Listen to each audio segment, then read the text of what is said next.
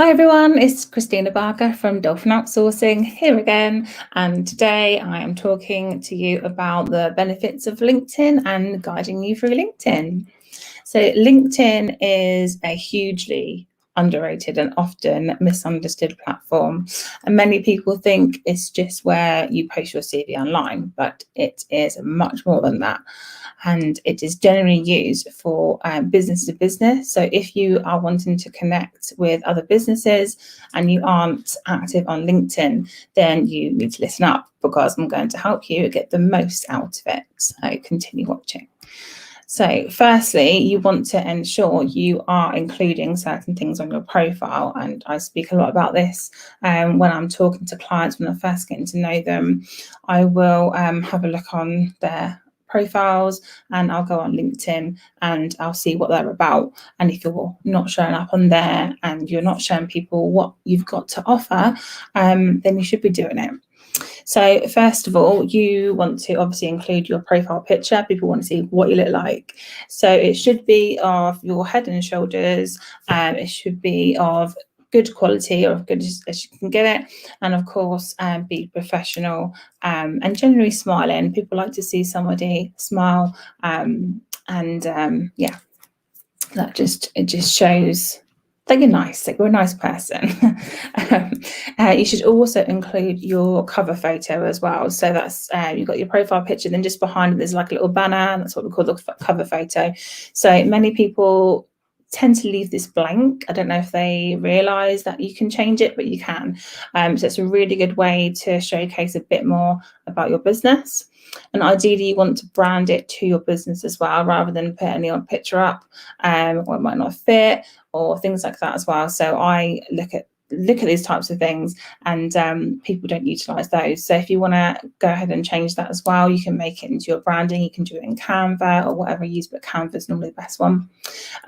And I also advise to add some contact information on there as well, or links, or anything that you've got going on at the moment. Just have it on in the background, so it's not just a picture, you're using it.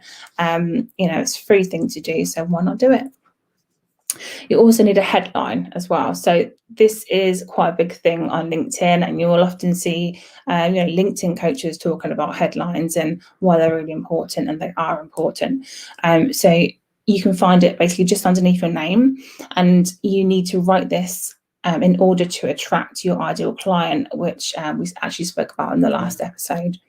And if you do leave it blank, then LinkedIn will basically pull information automatically from your current job description.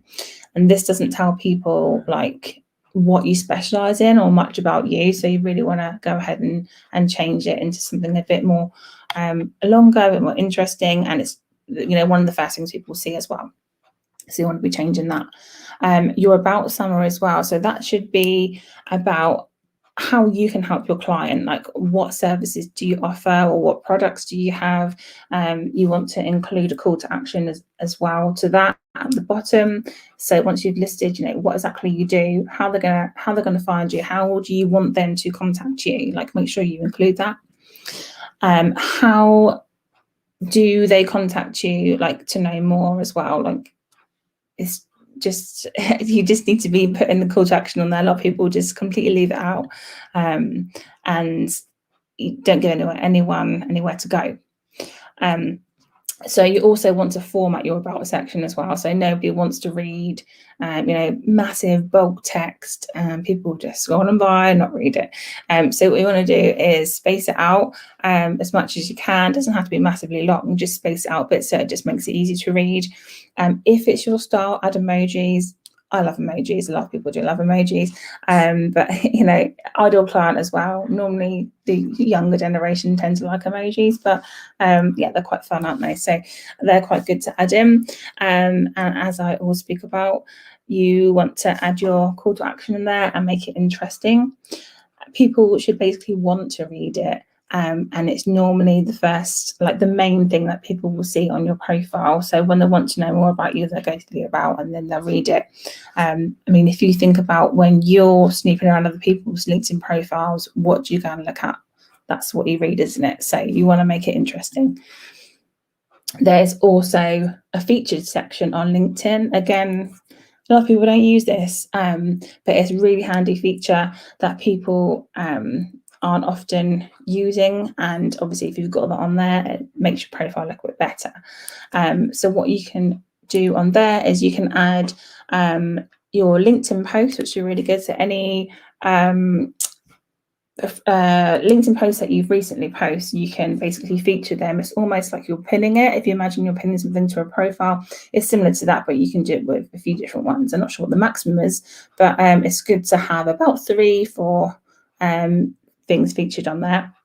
So that can be videos, it can be something from YouTube, because you can pull things from links from elsewhere. It doesn't have to be LinkedIn posts, but anything that, you want people to see. For example, on my one, I've got an introduction to Dolphin Outsourcing, and I've got a couple of different ones about our different contracts that we use with people. So they're really good different bits of advice for people to use, and you want to be posting something along those lines as well. If you've got a blog post as well, if you're a blogger, or that's something that heavily features, in your marketing plan, something like that, then you can add a blog post on there. You've got your top 5 ways to do XYZ, or whatever it is that's relating to your industry, and you can update it as much as you want. So make sure you're using that. And then the remaining parts of the profile is your experience section. So what experience do you have? You can add various things on there. So you can include some media on that. It can be in the form of a PDF, for example. And there's also education, volunteering, honours and awards, skills and endorsements, and recommendations. Basically, just go ahead and make sure you've got all of that filled in, so you are utilising all the information, and you're filling in what you want people to see, and ensuring that you ask for some recommendations as well. So if you've not got recommendations already on your LinkedIn, go ahead and ask people for those. And there's a little box on LinkedIn which you can do that in. So things for you to check, basically, a few things you can check if you're not already using LinkedIn. So before you go ahead and do all of that, you want to make sure that your audience is actually on LinkedIn. Like, you don't want to be wasting your time. So you want to make sure that your audience are on there, that you have completed your profile, because you want people to see it, all singing, all dancing profile. And are you attracting your ideal clients to that? So what you're using it for at the minute, do you think that's getting you ideal clients? Is it going to get you ideal clients if you're going to use it? So they're the type of things that you want to be asking yourself before you actually start using it and spending over time on it, because you do end up spending a lot of time on it once you get to know how to use it a bit more. And one of the other main things is, obviously, once you've got everything all set up and all singing or dancing, you want to connect with the relevant people as well. So obviously, all the people that they've got secondary connections as well, so that they could be your ideal client. So you want to start sort of getting on their radar, commenting on a few things, and try and, we want clients at the end of the day, don't you? So that's what we're here to do for. There is a sort of percentage thing on LinkedIn as well, and it's on a premium profile a lot of the time, but you can see like whereabouts you are, and what you want to do is try and get in that top 1% of your industry. So when you're filling your profile, it's normally at the very beginning when you start up a profile, you'll see what percentage you're in, and obviously you want to try and get up to the top in there. Because at the moment there's 740 million users on LinkedIn, which is just astonishing, and only 1% of those users are actually sharing content regularly on LinkedIn. So obviously, if you're then doing that, then that's going to get you to the top, isn't it? So that's what we want to be doing. You also want to keep posting consistently as well. So don't just be a lurker. Don't just look at things all the time. You want to be posting things that people want to read. What things can you post?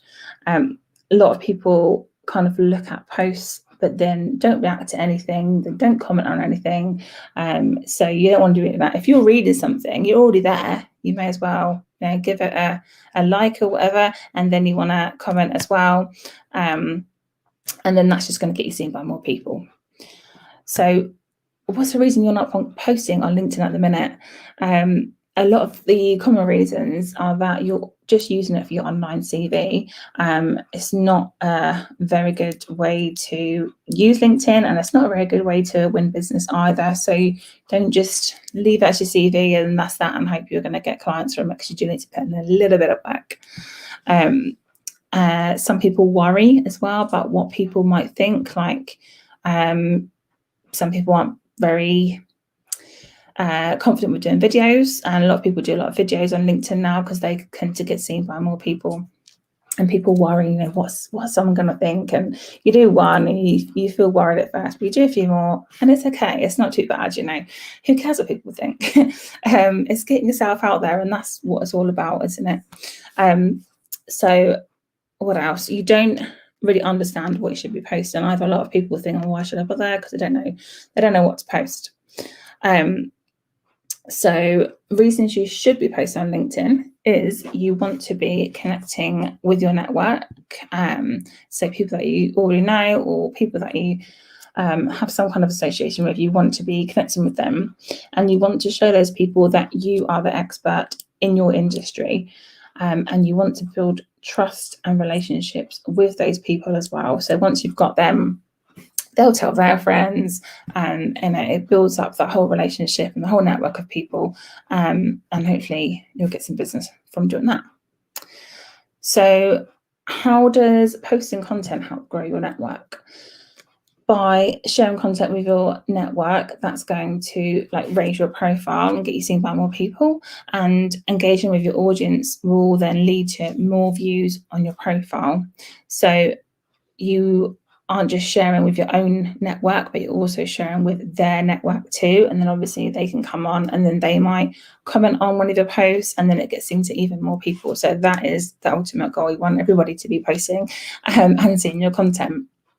So what do you post? A lot of people say, I don't know what to post, please help me. So you want to be of service to people, don't you? So what do your network want to hear about? What do all your connections want to hear from you? What can you offer them? So educational posts work really well. They kind of work really well on any platform. You want to be teaching your audience something that already helps them, and it's something that you're already an expert in. So why not share a little bit of that knowledge?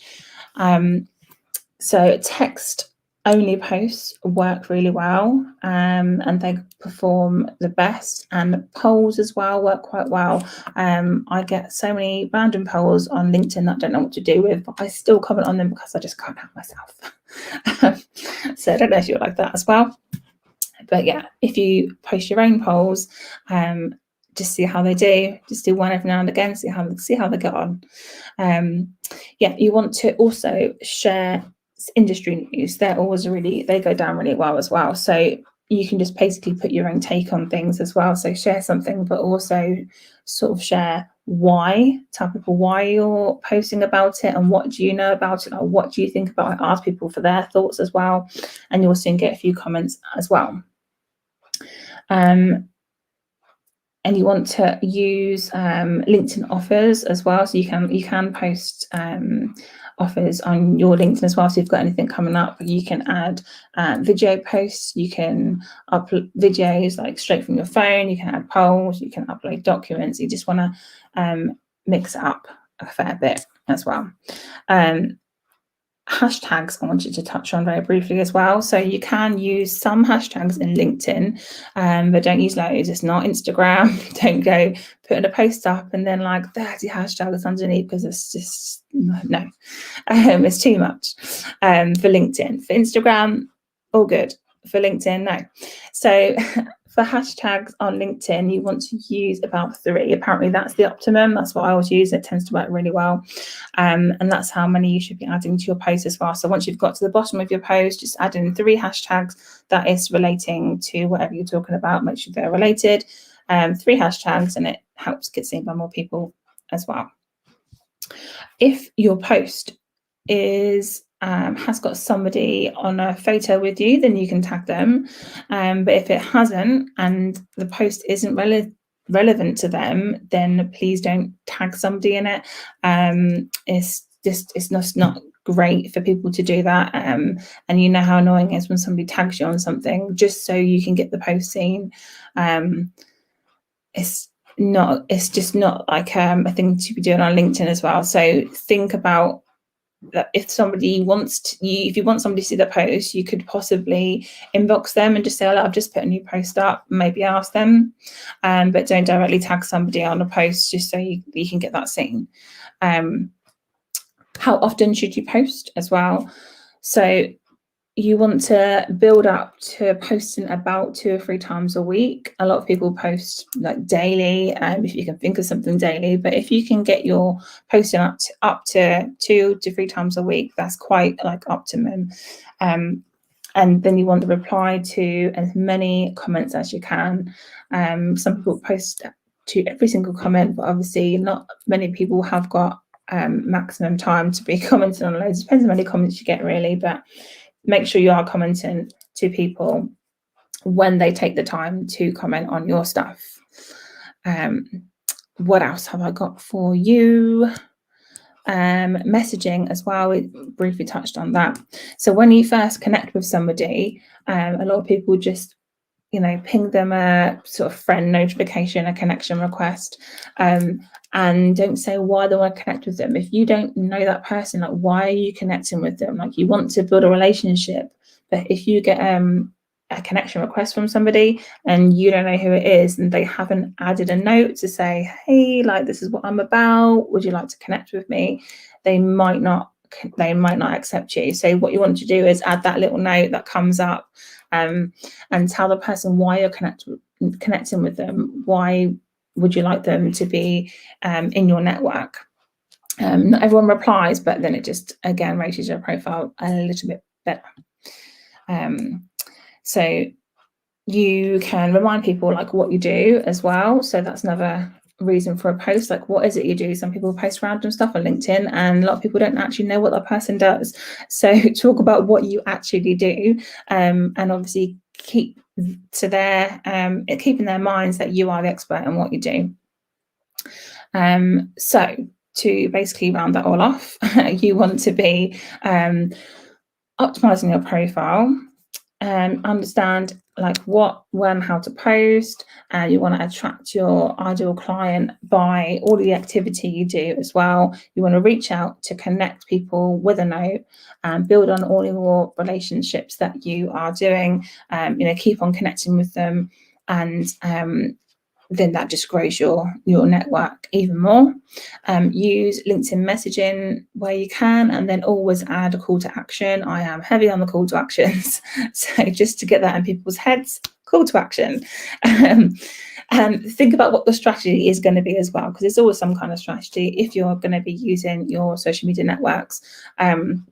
What can you do to help your audience? Like, what conversations are you going to have with these people?